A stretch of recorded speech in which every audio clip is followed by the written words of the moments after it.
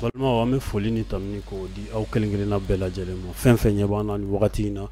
Mali kunnafoni jabaranin sanfɛ an b'aw fo dante foli mun na k'a fɔ ko bɛɛ ka kuma ni o ye jɛmukan ye mun ni a bɛ masala k'a di maaw ma maaw ka se ka u hakilinata fɔ jamana jɔ ko la cogo min na sabula bamananw ko maa kelen hakili kelen maa fila hakili fila wa ni bɛɛ sɔrɔla k'i hakilinata fɔ a ka ca Ala fɛ jamana o jɔliko bɛ sabati o de la sa Mali kunnafoni ɲɛmaayaso ye nin jɛmukan kɛrɛnkɛrɛnnen in sigi ka se ka kuma di maaw ma maaw na se ka u hakilina k'o fɔ cogo min na bi ye sibiri ye marisi kalo tile 25 san 2023 an ka maa welelen bi o tɛ maa dogolen yɛrɛwolo début sur les remparts o cɛba dɔ don n'o o ye Amadu Jalo ye Amadu Jalo i ni sɔgɔma n b'a sugu k'i fo diyara n ye ka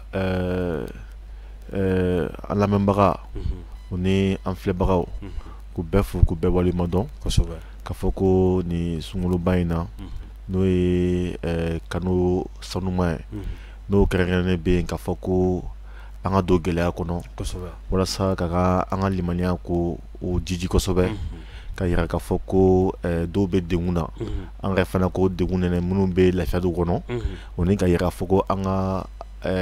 limaniya min bɛ ka ɲɛsin dinɛ ma ka ɲɛsin Ala ka laɲini min fana ko sɛbɛntiya ka barikaba don a la donc ma ni masa Rahamani fɛ a ka a musaka a ka a nɔgɔya sunbagatɔ bɛɛ kelen dutigi bɛɛ kelen na ani an balimamuso an baw minnu bɛ tobili ni fɛnw bɛɛ la vraiment an bɛ dugawu kɛ Ala ka barikaba don man'u bolo fɛn do fɛn na ka a ka Mali kunnafoni ka a cakɛda ka bɛɛ fɔ a ɲɛmɔgɔso ani baara ɲɛmɔgɔ bɛɛ fo ka fɔ ko an bɛna babu minnu daminɛ Ala ka an bilasira fɛn ka bɔ an da kɔnɔ min bɛ se ka kɛ sababu ye walasa ka kɛ yeelen jamana kɔnɔ ka kɛ jamana jɔ sira dɔ ye merci o la sa foli kɔfɛ Papu Jalo ni ale ye yɛrɛwolo cɛba ye Papu an bɛ don min na i ko bi jamana bɛ sariya sunba ko la ni o ye sariya sunba kura yaasa kɔrɔlen mun bɛ yen nɔ ka se k'o bɔ yen sabula maa caman y'a jira k'a fɔ ko majɛw b'o la a baaraw yɛrɛ kuncɛli caman kɛra président yɛrɛ y'a valider nka an bɛ don min na i ko bi a bɛ phase mun na ni o ye k'a ɲɛfɔ malidenw ye malidenw bɛ se k'a voter cogo min na président yɛrɛ ka laɲini na yala aw ka jateminɛ ye mun ye constitution kura in yɛrɛ kan an bɛ constitution kura sɛbɛncɛli an ka jamana kɔnɔna na o ye an ma kunnawoloba ye ani lafiya ye ka d'a kan depuis waati jan a yirala k'a fɔ ko sariyasunba min bɛ an kunna o sariyasunba o teguna de tubabu ta kan n'o ye faransi ta ye hali o yɛrɛ la nafa min bɛ tubabu ta la olu ye o dɔw bɔ a la ka a ɲaga d'a ma donc o sariyasunba min bɛ an kunna o kɛra sababu ye ka na ni tɔɔrɔ ani masibako de k'o ta k'o ɲɛsin an ka jamana kan ka d'a kan tabiya minnu bɛ olu kɔnɔna na o ni an ka jamana tabiyaw olu tɛ tali kɛ ɲɔgɔn na donc laɲini caman kɛra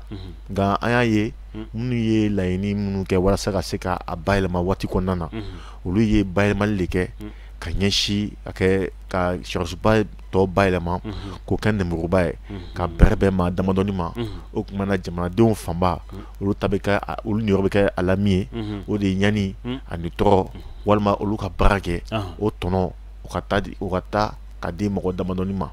walima ka sariyasunba labɛn cogoya la min ni fanga kalifara mɔgɔ ma o bɛ se ka fanga ta ka jamanadenw tɔ bisi walima k'u ka dugukolo n'u ka bolofɛnw bosi la ka sɔrɔ a ma kɛ ni sariya sɔsɔ ye donc olu bɛɛ yera a kɔnɔna na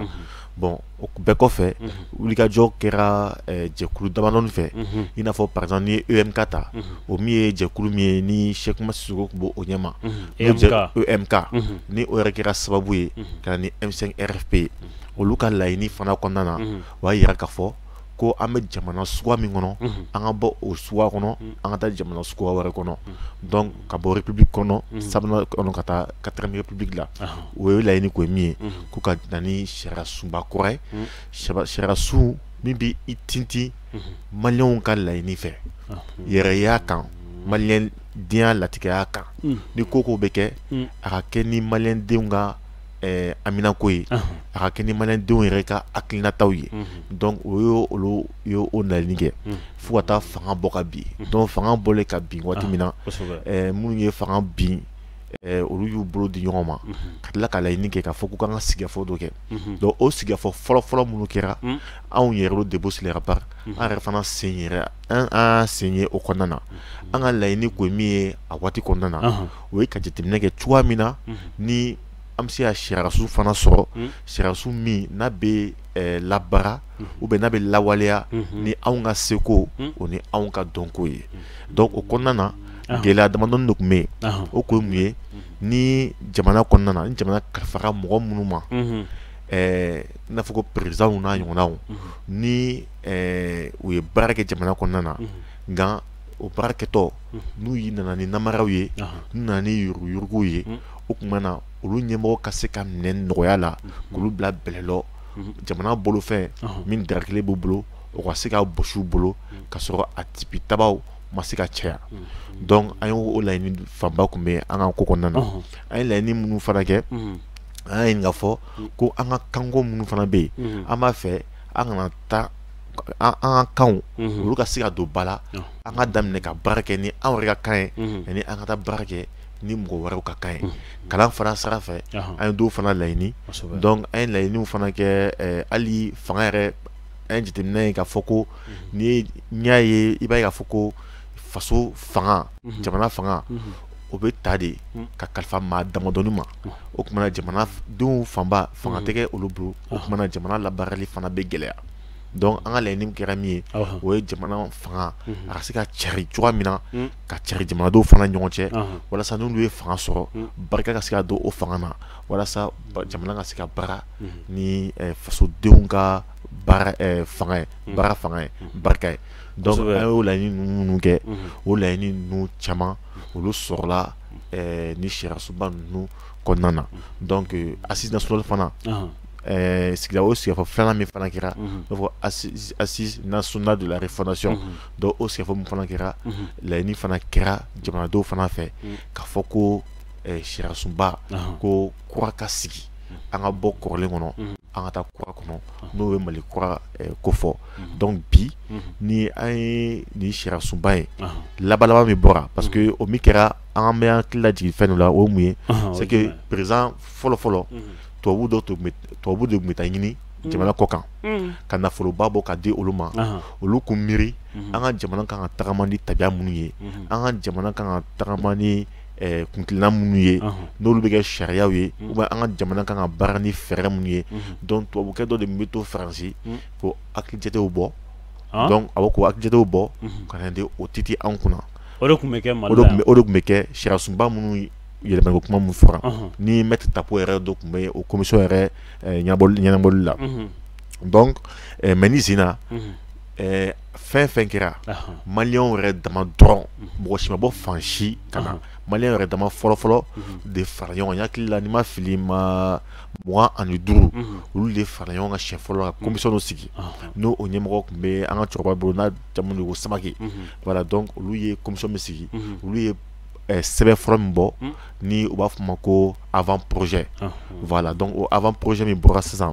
o bɔlen o yɛrɛla jamanadenw na bon majɛw minnu tun bɛ a kɔnɔna na jamanaden fanba y'a ka wulikajɔ kɛ o majɛw kɔnɔna na walasa ka se ka olu fana dafa walasa sɛbɛn in ka se ka ɲa cogoya min na donc o fana baara kɛra donc o kɛlen kɔfɛ donc kulu filanan min sigira sisan o baara kosɔn jateminɛ kɛra ni jamana yɛrɛ ta ka lajɛ denmisɛnnin kunda bololabaarakɛla kunda justice kunda en tout cas fan bɛɛ sɔrɔsi kunda civil kunda muso kunda denmisɛnnin kunda yɔrɔ caman u ye maa sɔngɔli dɔɔni olu bɛɛ la politique kunda k'olu fara ɲɔgɔn kan hakili maa 72 ɲɔgɔn na olu bɛɛ fara ɲɔgɔn kan walasa ka se ka gafe fɔlɔ min bɔra k'o labaara kosɛbɛ pour que o ka se ka kɛ gafe jɔlen ye donc o gafe filanan min bɔra sisan o commission min sigira a fɔra ko commission de finalisation donc laɲini minnu kun ma ta ba la fɔlɔ kɔnɔ o laɲini ninnu caman ta ka ba la filanan fana kɔnɔna na an n'a sɔrɔ a ma kɛ jamanaden bɛɛ dafalen bɛɛ sago ye mais caman ba taara o kɔnɔna na donc o de kɛra sisan projet de constitution ye donc o kɛlen sisan n hakili la tɛnɛndon n'o ye nin kalo tile 10 ani kɔnɔntɔn walima 20 wele kɛra ka ɲɛsin jamanadenw politique cakɛda minnu bɛ politique sira fɛ société civile sira fɛ an bɛɛ ani dugutigi sira fɛ président ye wele bila ka taa bɛɛ ma k'a fɔ k'a bɛna sɛbɛn di anw ma an ka a kɔnɔna an ka taa a ɲɛfɔli kɛ jamanaden bɛɛ ye walasa faamuyali ka se ka sɔrɔ ni jamanadenw bɛna sungaji kɛ don min na k'u b'a la u k'a kɛ ka sɔrɔ u b'a dɔn fɛn min bɛ a kɔnɔ u kana kɛ u ka dɔnniya kɔfɛ mais u bɛ min kɛ u k'a dɔn k'a fɔ ko n bɛna fɔ ko n bɛ nin ko in na ka da nin la voilà donc ko o kuma in ka taa walawala an ka mɔgɔ ɲɔgɔn cɛ donc o gafe de dira aw ma tɛnɛndon yala ɲɛfɔli mun filɛ nin aw b'a o ɲɛfɔli in ye cogo di sabula président kɔni a validé k'a fɔ ko a ka ɲi yala aw fana hakilina o ye an minnu bɛ yɛrɛwolo de busule ka ba kɔnɔna na laɲini fɛn fɛn tun bɛ an bolo bakuruba la a camanba de taara a kɔnɔna na bon minnu ma ta a kɔnɔna na a yirala k'a fɔ ko sariyasunba kɔfɛ ko sariya dɔw fana bɛ se ka ta walasa ka se k'o fana o laɲini ninnu fana ta ba la par exemple n'i ye laɲini kɛ sisan sanu ko fan sira fɛ sisan jamana dugukɔnɔ nafolo ko n'i bɛ o kuma ɲɛfɔ a ma se o ka taa fɔ sariyasunba yɛrɛ kɔnɔna na mais fɔcogo dɔw fana bɛ sɔrɔ mais o bɛ kɛ sariya dɔw kɔnɔna na min tɛ sariyasunba ye donc olu dɔw bɛ se ka ɲɛnabɔ n'o tɛ min kun ye diaspora ko ye olu taga ba la kanko olu taga ba la bon dugutigiw ka ko o taga ba la bon fɛn fanga yɛrɛ cari cogo olu fana taga ba la donc hali k'a ye k'a fɔ ko an ka jamana kɔnɔna na waati o waati an kun b'a ye k'a fɔ ko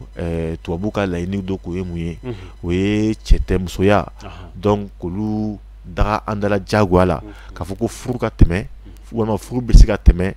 cɛw ni ɲɔgɔn cɛ muso ni ɲɔgɔn cɛ ko n'i ma sɔn o ma o tuma na u ka nafolo u t'o d'i ma bon hali wa ɲɔgɔnye dɔw bɛ yen e sigi yɛrɛ ye o ɲɔgɔnye kɔnɔna na ka d'a kan olu ka démocratie olu ka jamana labaara cogo fo cɛ ni cɛ ani muso olu ka se ka di ɲɔgɔn ma olu ka tabiya dɔ ye donc ni e ma sɔn o ma o tuma na gɛrɛtɛ bɛ ta ka ɲɛsin e fana ma donc a jɛra an ka sariyasunba kɔnɔ k'a fɔ ko an kɔni ka jamana kɔnɔ yan n'o ye Mali ye furu a sɛbɛntiyara nɔgɔ foyi t'a la ko o bɛ kɛ cɛ ani muso de ni ɲɔgɔn cɛ o tuma na ni nana sɛbɛnfura fɛn fɛn ye ni o b'o o kumakan in kɔn o tuma na e ni ka sɛbɛn ani i ka nafolo a ma se yɛrɛ i ko kuma lakali an ka jamana kɔnɔna na o jɛra pewu an y'a ye tuguni par exemple walasa an ka jamana sɔrɔsiw lagosili caman kun taara ka ɲɛsin u ma k'u ka minɛnw gosila politiki sira fɛ donc dɛmɛ kun ka don u ma a dɛmɛ kun ma nɔgɔ donc ni sen na a yirala k'a fɔ parce que fɔlɔ a yirala k'a fɔ ko walasa démocratie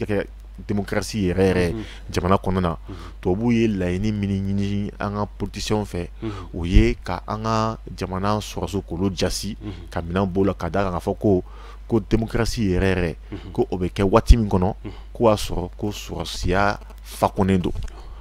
olu b'o fɔ anw ye tuma min na i b'a sɔrɔ olu ka jamana kɔnɔna na olu b'a la ka barika don u ka sɔrɔsiya la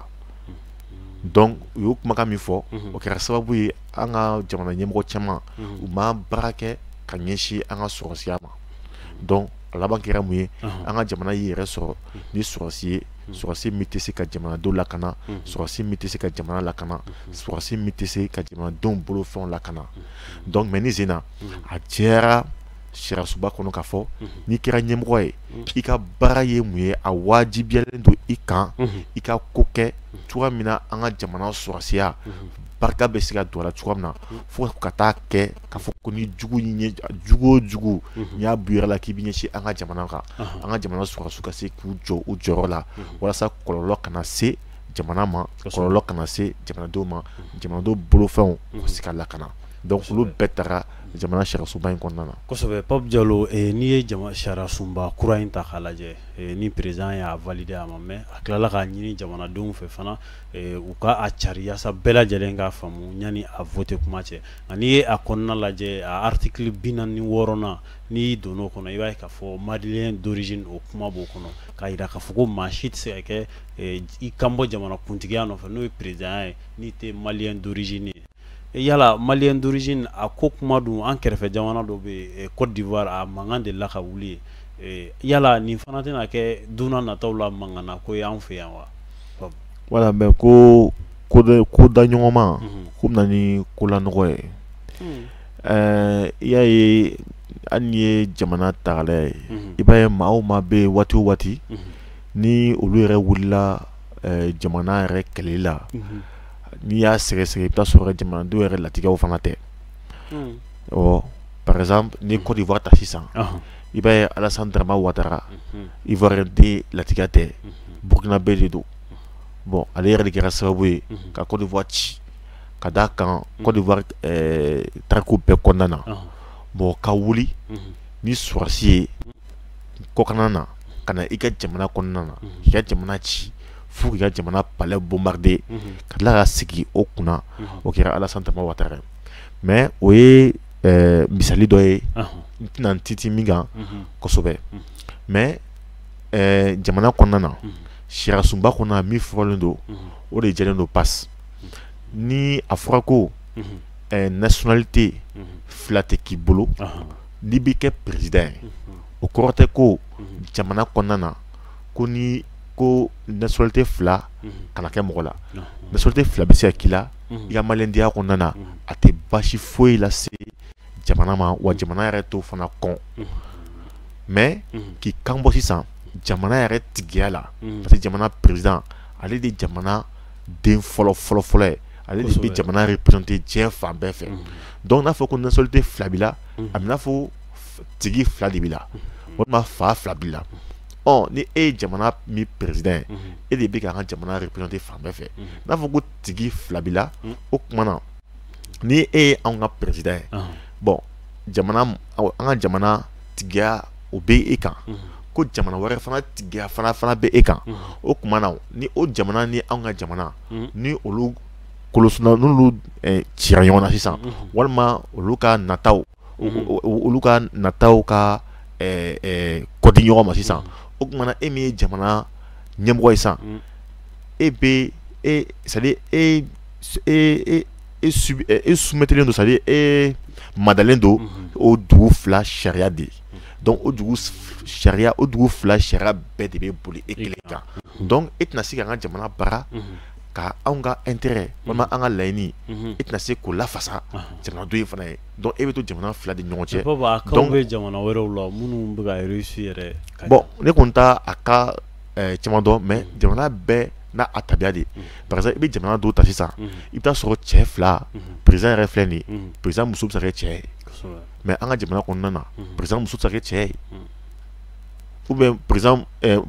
président ni muso ka sigi an kunna o cɛ fana ka kɛ muso ye o fana tɛ se ka sigi an kunna mais o bɛ se ka kɛ jamana wɛrɛ kɔnɔna na donc jamana bɛɛ n'a ka tabiya fana don. Mun nana ni nin ko in donni ye constitution kɔnɔ yala a ɲɔgɔnna dɔ de delila ka kɛ a président dɔ tɛmɛra mun nationalité fila tun b'a bolo a n'a kɛra gɛlɛya ye. Voilà donc ko ni misi bilenman n'i fa faga i mana fɛn bilenman ni i kan ka siran n'i y'a ye an dafɛ jamana na nin ko in kɛra sababu ye ka jamana dɔ ci an kɛrɛfɛ an fɛ ni an m'o jɛya ko pereperelatigɛ a bɛ se ka kɛ sababu fana ye ka na ni cili fana an ka jamana kɔnɔna na. mais a ɲɔgɔn ma deli ka kɛ yan kɔni fɔlɔ. awɔ mais an fana tɛna an sigi k'a fɔ ko an b'a to o ɲɔgɔnna ka kɛ an ka jamana kɔnɔna na n'i y'a mɛn ko banajugu dɔ bɛ kɛnɛ ma ko wulikajɔ kɛra ko banajugu in kunbɛn e fana ka jamana kɔnɔna na i ye fɛɛrɛ de tigɛ cogoya min na ni o bana fana na ɲɛsin ma e bɛ se k'o kunbɛn cogo min na donc i bɛ fɛn dɔ de boloda walasa o kana se ka kɛ i ka jamana kɔnɔna na maintenant mɔgɔw kan ka min faamuya n'a fɔra ko maliyɛn d'origine ye jumɛn ye c'est à dire i bɛ taa sɔrɔ maliyɛn d'origine ça veut dire au moins a mana kɛ cogo o cogo i mana bange diɲɛ dugukolo fan o fan kan o tɛ baasi ye ni i fa ye maliyɛn ka ban i ye maliyɛn d'origine ye mais sisan e fa tɛ maliyɛn e ba tɛ maliyɛn bon e nana jamana kɔnɔ Mali kɔnɔ yan e ye sigi min kɛ anw fɛ e y'a laɲini k'i b'a fɛ ka kɛ maliyɛn jamana fana ye danaya da e kan ka sɛbɛn di e ma e tɛ maliyɛn d'origine ye o donc e tɛ se ka na an ka jamana kɔnɔ k'i bɛ kɛ an ka jamana président ye ka d'a kan an ka jamana bɛ sen kan a bɛ san ba ye ka caman bɔ bon e dun nana an ka jamana kan a tɛ tɛmɛ san 5 kan a tɛ tɛmɛ san 10 kan bon fɛɛrɛ t'an bolo k'a dɔn k'a fɔ ko e bɛ jamana yɛrɛ tabiya yɛrɛ bɛɛ maîtriser o dɔnni tɛ. Filanan ye min ye jamana yɛrɛ dama ɲɔgɔn cɛ u bɛ cidenw ci ɲɔgɔn ma n b'a fɔ ko espion. Donc an taara ni espion ni tɛ espion ye an nana san ka jamana kalifa e ma sisan e kelen jamana wɛrɛ den espionnage kɔnɔna san ka n'an ka jamana yɛrɛ cogoya yɛrɛ bɛɛ dɔn sa k'o ta ka to di jamana wɛrɛ ma o risque n'o o fɛn bɛɛ bɛ yen donc an tɛ se ka yɛrɛ bi o risque bɛɛ kɔnɔna na n'o tɛ ni i fa kɔni ye maliyɛn ye i ba ye maliyɛn kɔni ye i ye maliyɛn d'origine ye i bɛ se ka kɛ Mali président ye mais i fa tɛ maliyɛn ye i ba tɛ maliyɛn ye mais i nana sigi an ka jamana kɔnɔna na waati dɔ kɔnɔna na i y'a ɲini k'a fɔ k'i b'a fɛ ka kɛ maliyɛn ye a bɛ n'a fɔ ko par exemple RFI baarakɛla dɔ tun bɛ yen Serge Daniel o tɛ maliyɛn o mais a ye sigi min kɛ anw fɛ yan sisan an y'a ye k'a fɔ a y'a yira k'a fɔ ko maliyɛn ka d'a ye maliyɛn sɛbɛn taara ka di a ma maliyɛn sɛbɛn min taara ka d'a ma mais a bɛ baara kɛ Faransi de ye bon n'i ko Serge Daniel ka kɛ Mali président sisan o bɛ tɛmɛ cogo di. Voilà, donc à quoi tu vois que là donc un d'avare de quai parce que il faut que un arrêtement de nourriture follow malien dia malien ka latigaya ou ka dia passe arrêtement de nourriture qu'on fait en talien fait comme Mali réimi fo Mali a ira ka fo ko farafina ki farayon kan ka ke jamana bakile en prenant do quand anga souveraineté anga masabaya ko labla voilà ça jamana an ka farafina bare kelen donc n'a sera o waati la danfara tɛna kɛ tuguni ko maliyɛn ivoirien ni ɲɔgɔn cɛ donc a bɛ kɛ ni farafin dɔrɔn i bɛ se ka kɛ farafina président ye. Kosɛbɛ yala ni constitution yan'an ka bɔ a kɔnɔna la ni o ye sariya sunba kura ye ni vote ni kuma caman bɛ a kunkanko la maa dɔw y'a yira k'a fɔ ko nin ta a wagati ye ko a kan ka bila wagati wɛrɛ la transition ye baara mun kɛ a yirala k'a fɔ ko baaraba don sabula u ye gafe mun sɛbɛn nin gafe ɲuman don nka ko k'a to yen ni élection kɛra ka président kura sigi o ka continuer ni référendum ko ye yala aw fana hakilina ye mun ye o la. Voilà donc min prepara don jɛlen don nin ko in na an yɛrɛ y'a kuma mɛn dɔw da k'a fɔ ko nin tɛ a waati ye bon nin tɛ a waati ye u y'a fɔ k'u titi min kan bon an ma se ka o de faamuya fɔlɔ an ma se k'o de ye mais min jɛlen don c'est que olu kan ka faamuya k'a fɔ ko depuis ni waati jan jamanadenw de ye sigi ka fɔ kɛ k'a fɔ ko sariya sunba ko ka yɛlɛma assise nationale de kɛra sigikafɔ de kɛra ka jamanaden bɛɛ wele région bɛɛ cercle bɛɛ fan bɛɛ maliyɛn fɛn fɛn sɔrɔla o kɛnɛ kan a bɛɛ de ko an ka taa sariya sunba kura kan bon ni maa damadɔni ko nin t'a waati ye bon bɛɛ ni hakilinata de don n'o tɛ hali gɛlɛya kɔni bɛ jamana kan u ka fɔ la mais a fɔ gɛlɛya min bɛ jamana kan ko gɛlɛya in fura ko o ye min ye o de ye sariya sunba kura ye ka d'a kan a yirala k'a fɔ ko gɛlɛya fɛn fɛn bɛ an ka jamana kɔnɔna la kɛ o gɛlɛya ye tali kɛ min ye n'a ma ɲa o ye sariya sunba min bɛ an kunna tellement que o sariya sunba in man ɲi a kɛra sababu ye ka jamana yɛrɛ cili kɛ a bɛ n'a fɔ n'i ye adamaden farisogo ta sisan i b'a ye k'a fɔ ko banakisɛ dɔw bɛ yen ni olu donna adamaden farikolo la a bɛ kɛ sababu ye ka lakana fɛn fɛn bɛ i farikolo kan a b'olu bɛɛ de jasi donc banajugu bɛɛ de bɛ yɛlɛ i kan mais ni o banakisɛ in bɔra dɔrɔn farikolo bɛ se k'a ka lakanaw sɔrɔ o tuma a bɛ barika sɔrɔ a bɛ se ka bana si tɔ min na a bɛ se k'olu kɛlɛ donc a yirala k'a fɔ ko an ka jamana yɛrɛ gɛlɛya yɛrɛ a titinen don min kan o ye sariya sunba kolo min bɛ an kunna ni ɲuman tɛ donc o de kɛra sababu ye ka na ni gɛlɛya caman ye donc ko o de ka falen sisan ka na ni ɲɛnama ye an bɛ se ka titi min kan pour que jamanadenw ka se ka fara ɲɔgɔn kan ka barika u bolo di ɲɔgɔn ma o fangaba min bɛ yen dɛ olu ka seko ni dɔnko u ka se ka jamana baara ka bɛn ni u yɛrɛ mago ye. Pape n'i ye sariya sunba ko ta k'a lajɛ halisa i b'a ye k'a fɔ gɛlɛyaba mun bɛ yen nɔ maa dɔw y'a yira k'a fɔ ko Mali yɛrɛ problème ba ko taxe ko tɛ sariya sunba ko tɛ foyi ko mais k'a tɛ lawaleya de yala hali ni nin kura in nana ni maaw votera ye est-ce que n'a ma lawaleya a na kɛ a ɲini kun na laɲini na sabatiya. Bon mɔgɔ caman bɛ nin kuma in fɔ ko sariya sun bɛ yen mais ko a lawaleya baliya walima a lawaleya kɛ kojugu ko o de ye kɔlɔlɔ ye mɔgɔ caman b'o kuma fɔ bon ne kɔni bɛ min kalama ni charité par exemple ça ni na ma sebe ka foko ni fikira blema ikijo no ma sebe ni fikira blema ni embijo ni siratike yamorabe pour ce boulot qu'il a jo ki nyangi mais na ma sebe nu na ma sebe iba ka fo ko ni fit jeni pour ce qui nyangi donc à sebeni kafsani a sebe baliye o follow flana muye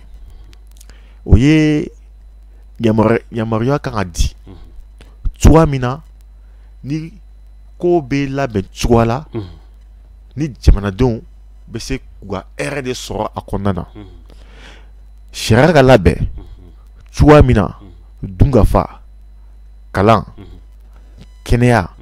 olu ka sabati nɔgɔya kɔnɔna na hɛrɛ ka sabati nɔgɔya kɔnɔna na jɔn de b'i ban o hɛrɛ ma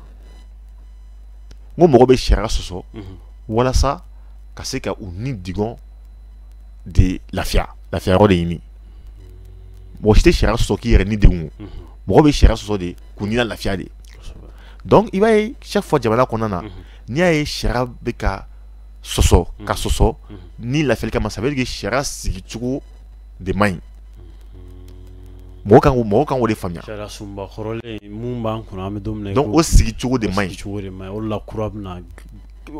faut ka bɛrɛ bɛn a ma par exemple min fɔlɔ n'o o jɛlen don fanga kalifara mɔgɔ président ma waati min na olu yanni u ka jamana sɔrɔsiw ka minɛnw bɔsi o la yanni u ka non avant que olu ke u ka baara kɛ walasa ka se k'an ka jamana sɔrɔsiya jidi olu ye baara kɛ k'an ka jamana sɔrɔsiya k'o la nagasi mais ni zena parce que a ma sɛbɛ sariyasoba kɔnɔ k'a fɔ ko a diyagoyalen don u kan u k'o baara de kɛ mais sisan a diyagoyalen don il faut k'i kɛra président ye dɔrɔn i bɛ baara de kɛ walasa ka se ka jamana sɔrɔsiya k'u jidi mais ni o kɛ sa lakana na jamana kɔnɔ donc i b'a ye ni lakana na jamana kɔnɔ na jamana labaarali ka nɔgɔ mais ni lakanabaliya bɛ yen sisan i b'a sɔrɔ jamana labaarali ka gɛlɛn gɛlɛya bɛ na donc o gɛlɛya kɔnɔna na bɛɛ bɛ kɛ taa i ni ye jamana sariyasobaw tɛ se ka bonya bilen jamana sariyaw tɛ bonya bɛɛ bɛ min ka di min ye o b'o kɛ o waati kɔnɔna na donc i t'a sɔrɔ o taabolo belebeleba ninnu de bɛ yen par exemple hali y'a ta faamuyali fɛnɛ an ka sɛbɛn fanba jamana kuma fanba bɛ kɛ kan min na jamanadenw yɛrɛ tɛ kan minnu mɛn donc u tɛ faamuyali sɔrɔ o fana b'a bila u ka jamana sariya sɔsɔ ka taa fɛn jɛlen to u ɲɛkɔrɔ sinon n'a fɔra ɲɛna ko ko n'i taara mairie la ko jagoya de maire ka sɛbɛn d'i ma ko a nafolo a bɛ bɛn dɔrɔmɛ 20 de ma mais n'a a sɛbɛnnen don tubabukan na e tɛ o kalama ni e taara maire fɛ sisan ni maire ko i ma k'ale tɛ sɛbɛn d'i ma ko f'i ka 200 di mais ni e t'o dɔn e bɛ 200 di bon o 200 fana sɔrɔtɔ a bɛ se ka kɛ e fana t'o ɲini cogoya min na i bɛ taa ɲini sira jugu fɛ sariyaso dɔ fana sira kan donc sariyaso dɔ bɛ na ni gɛlɛya dɔ bɛ na ni sariyaso ye mais ni a fɔra kan na i bɛ kan min mɛn ni maire k'i ma ko 200 i b'a fɔ a dun sɛbɛnnen filɛ nin ko dɔrɔmɛ 20 don dɛ e maire bɛ se ka mun fɔ donc mɔgɔ de kan ka dɔn baara min bɛ et puis mɔgɔ kan ka min faamuya laban na o ye mun ye fɛn min bɛ anw ni baganw bɔ ɲɔgɔn ma o de ye sariya ye ka sigi ka fɔ kɛ ka bɛn ko la ka kɛ sariya ye bɛɛ ko o bato ni e ma o bato o tuma na mun bɛ k'i la an bɛ jɛ ka e de ɲangi walima k'e ta k'e bɔ an tu la e tɛ an dɔ ye kosɛbɛ papa an bɛ taga ɲɛfɛ n'i y'a ta k'a lajɛ diɲɛ bunakun kan otage ko ni o ye ka maa jaso ka taga n'a ye o dɔ kɛra an ka jamana kɔnɔ a bɛ san damadama bɔ ni o ye journaliste Olivier Dubois a kɔni taara otage la Mali kɔnɔ yan nɔ nka a ka libération kɛra semaine tɛmɛnen ni o y'a bilali ye bilali taara kɛ Nigerikaw fɛ yen yala e bɛ mun faamu nin ko in na ka maa ta otage la Mali la ka taa libérer Niger mun ko i bɛ se ka mun hakili jagabɔ k'o la. Voilà, donc fɛn fɔlɔ ye min ye c'est que diɲɛ bɛ bɛn'a kan k'a fɔ ko otage ko o kɔnnen don diɲɛ yɛrɛ kɔnɔna na a man kan tɛ ka kɛ o min kɔnna an y'a ye maa sidɔnbali dɔw bɛ yen ni u bɛ baaraw kɛ ni tiɲɛni ye tiɲɛ min ni n'a a masiba ka bon kosɛbɛ u bɛ mun de kɛ u bɛ mɔgɔ dɔw jateminɛ kɛ k'olu minɛ n'olu minɛ k'u bila u bolokɔrɔ o kumana u bɛ laɲini dɔ kɛ walasa u bɛ se ka olu falen ni u ka mɔgɔ minɛni min b'u bolo ye n'o ye otages ye an y'a ye waati dɔ kɔnɔna na an ka jamana kɔnɔna na a kun sanga wulilenba de kun don depuis Amadu Tumani tile la nka o mɔgɔw u tun b'u wele ko terroristes bon an ka jamana kɔnɔna na n'u kun ye otage minnu minɛ tubabuw américains ni français ni u y'olu fana ka mɔgɔ dɔw minɛ n'u kun y'a fɔ ko u ka mɔgɔw labila ko fɔ américains ka wari dɔ di américains a daminɛ na u tun b'a fɔ k'u bɛ négocier n'u ye mais à la ban na américains ko on ne négocie pas avec des terroristes ko an kana négociation kɛ an ɲɔgɔn cɛ an kana a fɔ cogo di tɛrɛmɛli kɛ anw ni terroristes ɲɔgɔn cɛ donc o de kun ye olu kumakanw ye yala o kuma in ye tiɲɛ ye wa voilà c'est à dire o kun ye olu kumakan ye mais an y'a ye américains ni tubabuw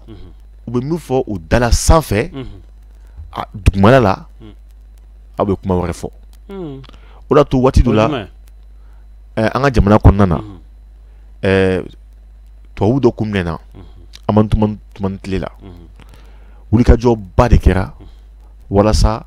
a ka se ka labila an y'a ye a waati la tubabu dɔ nana yɛrɛ an ka kɛnɛ kan donc a laban na nafolo hakili la nafolo dira adamadenw ma jɛya mais otages olu labilala ka sɔrɔ a ma kɛ ni kisɛ ani mugu ye mɔgɔ dɔw wulila a waati la ka fɔ dugumasira ni sira dɔw fɛ journaliste dɔw ka fɔ ko ko a bɛ n'a fɔ ko nafolo de dira walasa ka se ka ni otage ninnu k'u libérer an b'o la waati la min na binganni kɛra an ka jamana kɔnɔna na ni o ye MLA mɔgɔw ye n'olu y'u bolo di jihadiste dɔw fana ma mun bɛ diinɛko kɛlɛ la ka na fagaliba kɛ an ka jamana kɔnɔna na donc o gɛlɛya minnu wulila an y'a ye k'a fɔ ko o Faransi ɲɛmɔgɔ dɔw wulila a don o y'a sɔrɔ an ka sɔrɔdaso caman taara Agɛlɛw olu kantigɛra Faransi ɲɛmɔgɔ min wulila k'i jɔ ale ko ko MLA ye sangaba ɲumanba de sɔrɔ an ka jamana sɔrɔdasiw kan donc o waati o kelen jamana kɔnɔ mɔgɔw commencera k'u miiri ka jateminɛ k'a fɔ ko anw ni tubabu minnu kɛlen k'an bolo di ɲɔgɔn ma n'an ka danaya b'u kan n'o ye Faransi ye a y'a ye taabolo dɔ b'u bolo an bɛ ka commencer ka siga u la donc mɔgɔw commencera ka jateminɛ caman de kɛ tubabu kan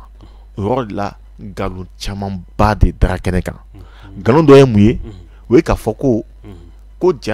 o terroristes minnu bɛ an ka jamana kan o MLA mɔgɔ n'o fɛnw bɛ an ka jamana kan ja Faransi de bɛ olu jukɔrɔma tinti ka nafolo d'u ma ka kunnafoni d'u ma ka kɛlɛkɛminɛn d'u ma ka tila k'u dege kɛlɛ la ka na an ka jamana ci o dɔ yera la filanan ye min ye mun ye ja otage yɛrɛ minnu bɛ kɛ jamana kɔnɔna na ja tubabu yɛrɛ fana ka nafolo ɲini cogo sira dɔ de don u bɛ na ni mun ye u bɛ terroristes bila k'u ka mɔgɔ dɔ minɛ o mana u ka mɔgɔ ninnu fana terroristes bɛ mun fɔ ko walasa an ka se ka ka mɔgɔ bila fo a ka nin miliyɔn hakɛ di anw ma euro la c'est là i b'a ye 60 millions d'euros donc o nafoloba ninnu de bɛ di donc a yɛrɛ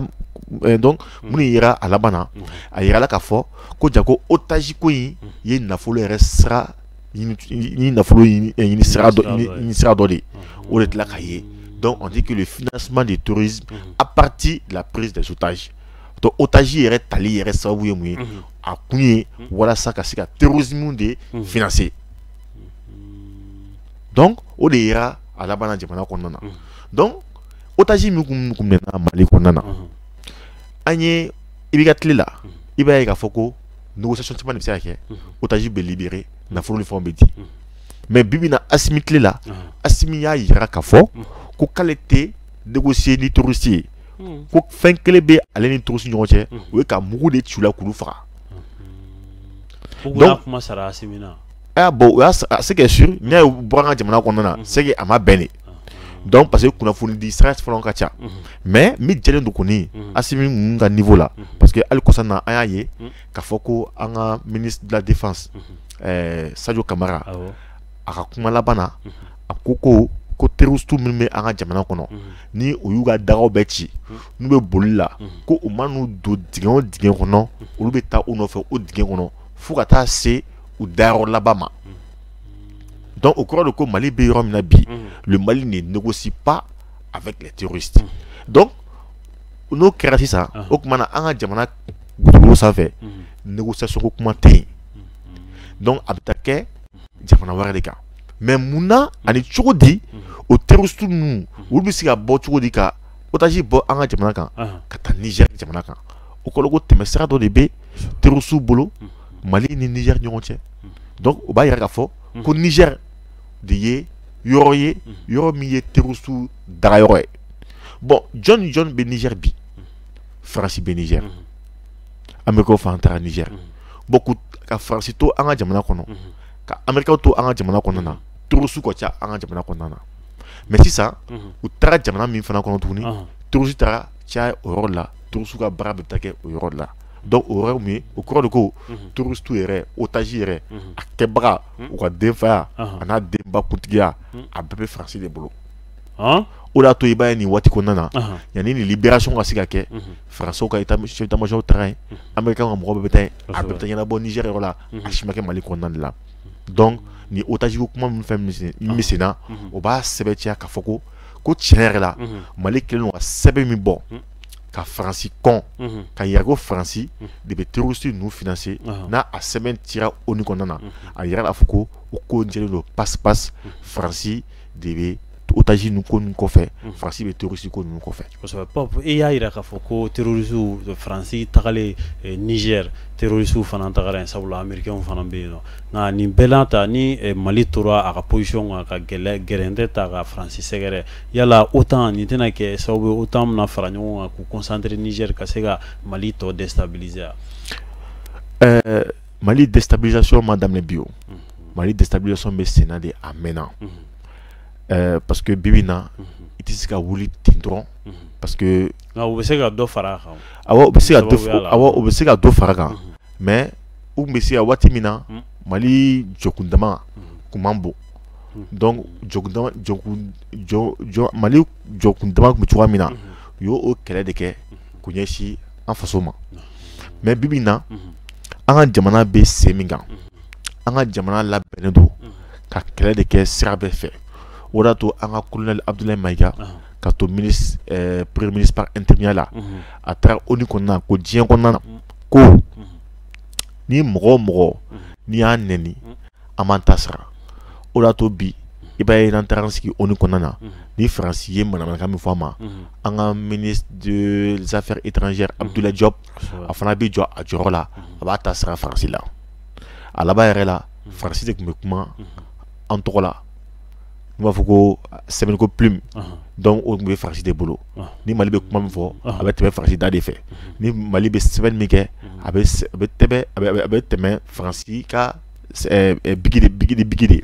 mais ni sen na o Mali y'o de bɔsi ka bɔ France bolo ko France tɛ kuma n'ale tɔgɔ ye bilen ale yɛrɛ bɛ kuma n'a yɛrɛ tɔgɔ ye filanan ye min ye Abdoulaye Maïga colonel Abdoulaye Maïga a y'a fɔ tuguni ko ni mɔgɔ o mɔgɔ ye kisɛ kelen ci anw na an fana bɛ o fana kisɛ fana suru fana i kan donc o b'a ye ne y'i da fa mugu jalan na se a ɲigida kɔni b'i da a dun yira k'a fɔ ko Mali ye jamana min ye sisan ko Mali bɛ ka surarmé mais c'est que sûr bolodi ɲɔgɔnma min bɛ anw ni Russie la ɲɔgɔn cɛ ani Russie bɛ ka jɔyɔrɔ min ta diɲɛ yɛrɛ kɔnɔ ani diɲɛ yɛrɛ bɛ ka bayɛlɛma cogoya min na bibi na Mali pɛrɛnnen don bi gɛlɛya mana bɔ fan o fan k'i jɔ o de y'a to Mali y'a fɔ ko Faransi ka avion n'a panna Mali kunna ka sɔrɔ mun sarana k'u bɛ avion lajigi depuis o kɛra Faransi y'a ka avion bila duguma MINUSMA mɔgɔw ma ko n'a y'a ka avion n'aw yɛlɛ sanfɛ ka sɔrɔ an m'a sara anw na an bɛ ka avion an b'a lajigi depuis o kɛra MINUSMA mɔgɔw ka avion fana bila bi duguma donc y'a ɲininkali jaabi a b'a yira k'a fɔ ko OTAN bɛ yɔrɔ min na bibi na diɲɛ kɔnɔ mɔgɔ si tɛ kelen na Mali tɛ a kelen na i ye Mali la bi Mali ni Chine bɛ ɲɔgɔn bolo Mali ni Russie bɛ ɲɔgɔn bolo o y'a to hali y'a ye kɔsani na diɲɛ farala ɲɔgɔn kan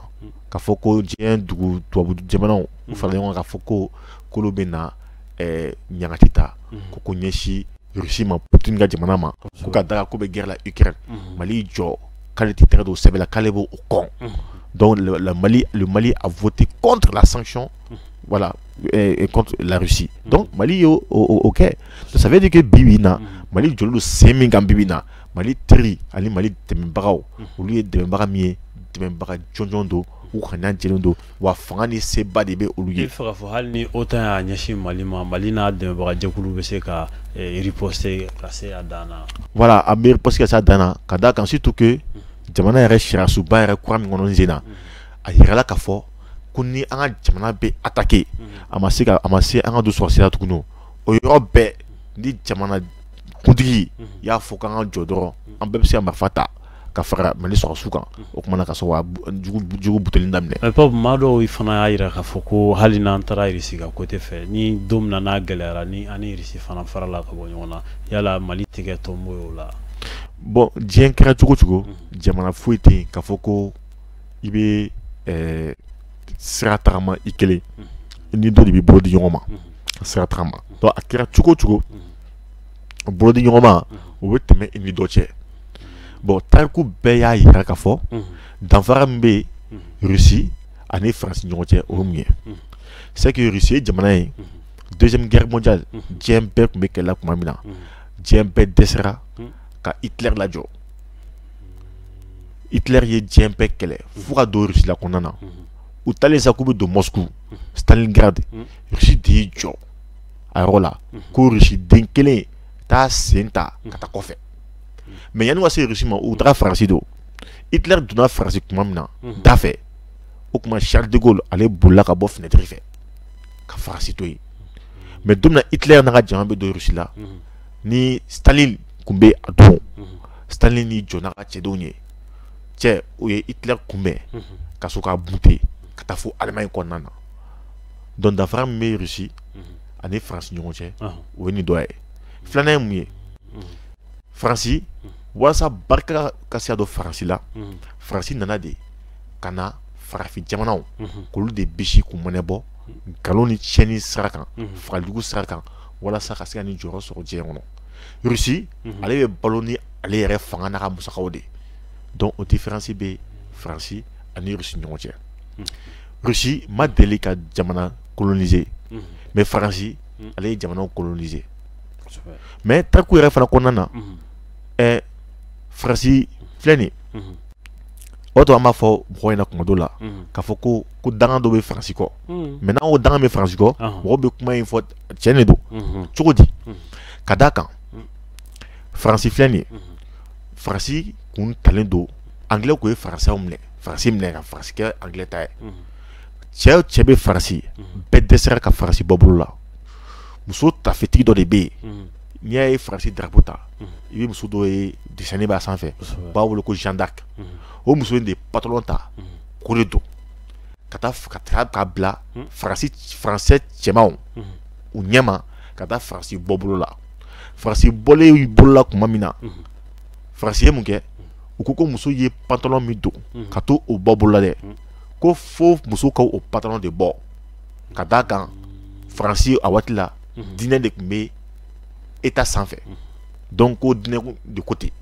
muso ko k'ale ye Faransi bɔ bolo la ni pantalon min ye k'a tɛ se k'o pantalon bɔ Faransɛw ye mun kɛ o ye muso in ta ka siri yiri la ka a turu a kun kan ka tasuma mɛnɛ muso in na fo ka taa muso faga donc o ko minnu kɛra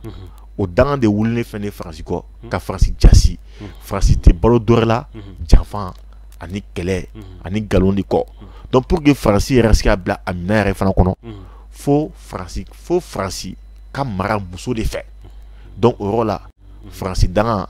bɛ sɔrɔ ka ban o waati la nka o waati la o danga min bɛ Faransi kɔ ni an y'an bolo di Faransi ma ka baara ni Faransi o waati la o fana danga fana bɛ yɛlɛ an nɔfɛ o de y'a to Faransi y'i bolo di jamana fɛn fɛn ma o jamana bɛɛ ma se ka taa ɲɛ donc o danfara de bɛ Faransi ani Russie fana de ɲɔgɔn cɛ donc voilà donc o ye k'a fɔ ko bolodi ɲɔgɔnma min bɛ yen n'an jagoyalen don a k'an bolo di dɔ ma walasa an ka se ka tagama ɲɔgɔn bolo an b'a di Russie ma an ni Russie ka tagama ɲɔgɔn bolo. kosɛbɛ Papa wagati b'a nɔfɛ i b'a ye k'a fɔ Mali kɔnɔ yan nɔ dɔgɔkun laban in na kuma cayara kosɛbɛ maa fila minɛli la ni o ye Rasbach ni maa dogolen tɛ Mali kɔnɔ chroniqueur do ani Rose ni ale fana bɛ vie chère kɛlɛ kɛ kosɛbɛ mɔgɔ caman b'a dɔn réseaux sociaux sanfɛ yala olu minɛli ko jamana ɲɛmɔgɔw bɛ fɛ ka u bolo biri liberté d'expression de da la. Voilà, mɔgɔw bɛ kuma dɔ fɔ ko liberté d'expression mais liberté kɔnɔna na école la fɔ ɲɛna ko ta liberté s'arrête là où commence celle des autres. Donc n'a fɔra ko kanabila kɛra ko min ka ni min ye o k'o fɔ mais e man tɛ ka kuma fɔ kuma min kɛ sababu ye k'i ka jamana ko coro walima k'i ka jamanadenw coro walima ka jamana yɛrɛ si latunu walima ka jamanaden si latunu. An bɛ min kɔnɔ an bɛ gɛlɛya min kɔnɔ a gɛlɛya in jɛlen don a yirala jamana yɛrɛ ɲɛmɔgɔ fɛ k'a fɔ ko Faransi ye jugu de Faransi bɛ tɛmɛ sira fila fɛ n'o o jɛra passe o ye ka marifa di terroristu ma u kana fagali kɛ k'an ka kanw ci k'an ka musokɔrɔbaw faga filanan ye min ye ka micro k'o di jamanaden dɔw ma u ka micro ta i n'a fɔ ko Rwanda radio Mille Collines ye micro ta cogo di Faransi ye micro di Mille Collines ma cogoya min na walasa ka se ka saro kuma ko o yakubaya kosɛbɛ ka na ni fagali kɛ juguba ye donc o cogoya la fana Mali la Faransi ye mun kɛ a ye marifa di dɔw ma ka sɔrɔ ka micro fana di dɔw ma donc dɔw bɛ jamana kɛlɛ ni mugu ni kisɛ mais dɔw bɛ jamana kɛlɛ n'u ka micro ye donc Rasbach ani Rose olu kun b'a la ka jamana kɛlɛ ni micro de o waati la donc danfara tɛ Rasbach ni Rose ani terroriste ni ɲɔgɔn cɛ nin waati kɔnɔna na olu bɛɛ ye kelen ka da mun de kan précisément parlant walasa bibi na Mali ka se ka coro Faransi ka se ka se sɔrɔ Mali kan ka Mali ci n'a fɔ ko o Libi ci cogoya min na Faransi mago bɛ mun de la a ka fɔ dɔrɔn ko Mali sɔrɔsiw walima Mali ɲɛmɔgɔw bolo minɛna walima u sen donna fagali kɛ kojugu la an ka jamana yɛrɛ kɔnɔna na u mago b'o de la o de y'a to i b'a ye waati o waati ni MINUSMA mɔgɔw n'u bɛ bɔ ka kuma u b'a sɛbɛn u ka sɛbɛn kɔnɔ ko ko Mali ye fagali kɛ kojugu kɛ o tuma Mali ye diɲɛ sariya sunba sɔsɔ o tuma ni diɲɛ sariya sunba n'i y'a sɔsɔ yamaruya dilen don diɲɛ ma diɲɛ bɛ k'i kɛlɛ. Maintenant ɲininkali de kɛra ko MINUSMA mɔgɔw ma mais aw ko Mali ye ni fagali jugu ninnu kɛ o mana aw b'aw tinti mun de kan MINUSMA mɔgɔw ko k'u b'u tinti min fana kan ko o ye kuma mun fana bɛ fɔ radio fana sanfɛ kuma min bɛ fɔ radio sanfɛ o fɔ Rasbach fɛ o fɔ Rose fɛ donc i b'a ye k'a fɔ ko Rasbach ka kuma kɔnɔna na a b'a yira k'a fɔ ko an ka jamana ɲɛmɔgɔw ye fagali kɛ kojugu bɛ ka bagama fagali k'o kɛ ka Bubey de sɛgɛrɛ. Donc a y'o kuma min fɔ kuma ni n'a bɔra i da kɔnɔ i b'a ye ko kumadennin don nka o kuma kelen diɲɛ yɛrɛ bɛ se k'i tinti o kan MINUSMA bɛ se k'i tinti o kan Faransi bɛ se k'i tinti o kumani kan dɔrɔn ka kɛ sababu ye ka na dugu yɛrɛ bɛɛ ci siɲɛ kelen an dun bɔra nin dugu ci mun na musokɔrɔba joli de bɛ minnu kɔnɔ fara la cɛkɔrɔba joli de bɛ minnu kantigɛra denmisɛnnin jumɛn de bɛ burusi kɔnɔ joli bɛ minnu ci la donc olu bɛ tulonkɛ o ye dugu ci kuma de fɔ o ye kuma min fɔ surtout en temps de guerre yɛrɛ kɔnɔna na hali siga yɛrɛ bɛ se ka ye k'a wuli k'a fɔ ko est ce que bolodi ɲɔgɔnma yɛrɛ tɛ Rasbach ani Faransi ɲɔgɔn cɛ walasa ka se ka dugu yɛrɛ tɔ ci awɔ parce que waati o waati i b'a ye k'a fɔ ni fɛn fɛn ye ɲuman ye ka ɲɛsin an ka jamana kan i t'u da ye o kuma na nka ni fɛn fɛn ye tiɲɛni ka ɲɛsin an ka jamana kan i b'u da ye o kɔnɔ kumaw la wa a ka kumakanw bɛɛ n'a bɛ titi Macron ka kuma kan Macron ta ye tiɲɛ ye a bɛ tan alors que Macron ka laɲini ye mun ye k'an ka jamana ci muso in Rose e ko ale fɛ ta ye mun ye bɛɛ bɛ ɲɔgɔn sɔrɔ fɛn kelen na o n'o ye Bubey ka parti ye non a tɛ kuma non n ko o yɔrɔ de ye fili ye ale fana bɛɛ bɛ Bubey ka ko de la ale fana bɛ Bubey fana nɔfɛmɔgɔ de don donc Bubey nɔfɛmɔgɔ ale de wulila sisan ka Bubey ka kɛlɛ kɛ nka a y'a ye k'a fɔ ko Bubey ko kɛlɛ taa sirafa ɲɛnama ta la o tuma na mɔgɔw wulila k'a fɔ fɛnw da ka gɛlɛn o fɛn da ka gɛlɛn o kuma ye lagosili de ten k'a ta ka ɲɛsin jamana ɲɛmɔgɔw ma donc a jamana do futne ku ɲɛsiw ma a ta ko vie chère ko kuma ko poivron da gɛlɛn ko da gɛlɛn mais ale b'a fɔ ni fɛnw da gɛlɛn waati min na o waati kelen fana a fana bi waso fana jamana fantanw na donc o ye mun ye ka jamanadenw ka gɛlɛya k'o ta k'o bayɛlɛma ka kɛ minɛn ye i bɛ se ka jamana kɛlɛ ni min ye o de y'a to a ka kuma kɔnɔna na ko dɔ tununna ko Malida la ko Asimi ka fanga ko mɔgɔ b'a la ka tunu mɔgɔ b'a la ka tunu mura a bɛ ka fɔ mɔgɔ bɛ ka o nkalon tigɛ ko Asimi ni sɔrɔsiw ko olu bɛ ka fali kɛ mura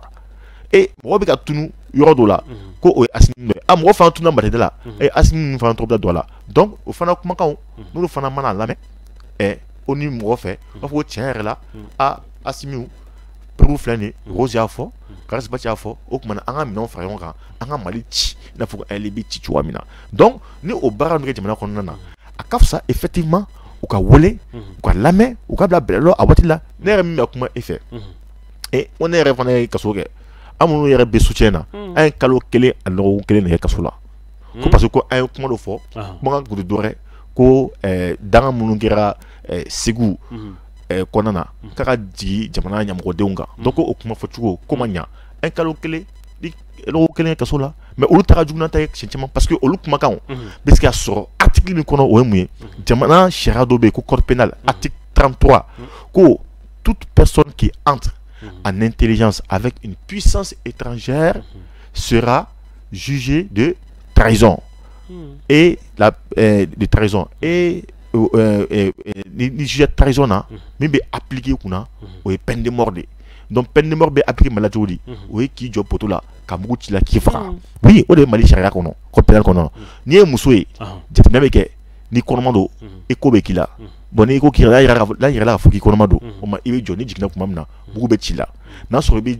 sin de di den ma o tuma a bɛ jɔ ni sin di waati sera n'a fɔ kuranɛ y'a fɔ cogo min san 2 n'o waati tɛmɛna i bɛ jɔ poto la mugu bɛ ci i la donc olu bɛ ka nin baara minnu kɛ n'u u tɛgɛ ta ka diɲɛ dogo don ou bien preuve yira ou bien dalilu sɔrɔ la k'a fɔ ko u ni kɛnɛma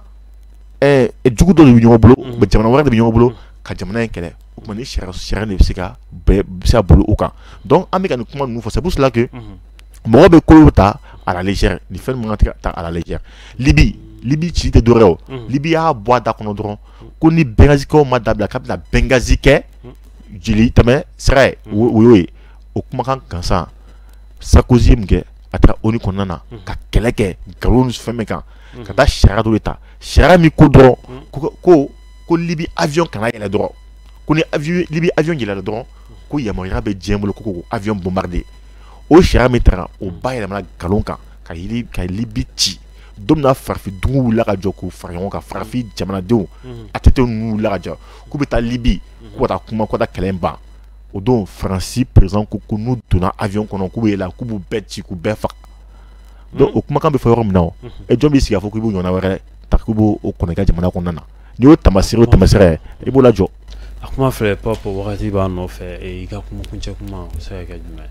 ye. ne ka kuncɛ kuma ye min ye a mɛnna maliyɛnw ko mago bɛ min na o ye hɔrɔnya sira fɛ danbe sira fɛ an ka se k'an jɔ ka ɲɛsin jugu ma saya o ka fisa ni malo ye an t'a fɛ an ka malo an t'a fɛ an ka malo an ka jamana bɔra ni gɛlɛyaba min kɔnɔ an t'a fɛ tuguni an ka jamana ka sigi ni gɛlɛyaba in kɔnɔ sira bɛɛ dayɛlɛlen don walasa jamanaden bɛɛ i ka seko n'i ka dɔnko an k'a bɛɛ fara ɲɔgɔn kan an ka se ka jamana sɔrɔ jamana min bɛ se ka balo kɛnɛya kalan vraiment siyɔrɔ ɲumanw k'o di an bɛɛ ma a sira bɛ yen an y'a ye sisan hali an ka ekɔliso kɔnɔna na sisan denmisɛnninw bɛɛ bɛ ka commencer ka maliko kuma fɔ un peuple un but une voix bɛɛ denmisɛnnin bɔra ekɔli la hymne national bɛ ka commencer ka da olu si tun tɛ ekɔli donc Mali bɛ ka segin a ka Mali denya yɛrɛ fana malikaya yɛrɛ fana kɔnɔ donc an b'o sira min ta halisa an ka bolo fara ɲɔgɔn kan ɲɛmɔgɔ y'o sira min ta an ka to o kɔ cogoya min na o sira kana bila pewu ka da ka jamana in tɛna se k'i yɛrɛ sɔrɔ fo waati min na n'an kɛra an yɛrɛ ye. kosɛbɛ foli kɛ u k'i fo ka cakɛdaw mɔgɔw bɛɛ fo kosɛbɛ ni ne bɛ dan sigi an ka bi jɛmukan na Pape i ka nali a diyara an ye kosɛbɛ an b'i fo kosɛbɛ don n'a nataw la an bɛ wele bila i ma ka masala ko wɛrɛw kan n'Ala sɔnna ma Mali kunnafoni jabaranin filɛbagaw an bɛ foli ni tanu di aw bɛɛ lajɛlen ma ni kun ye bɛɛ ka kuma ye aw k'an bɛn sibiri wɛrɛ hakɛto b'a kan wasalamu.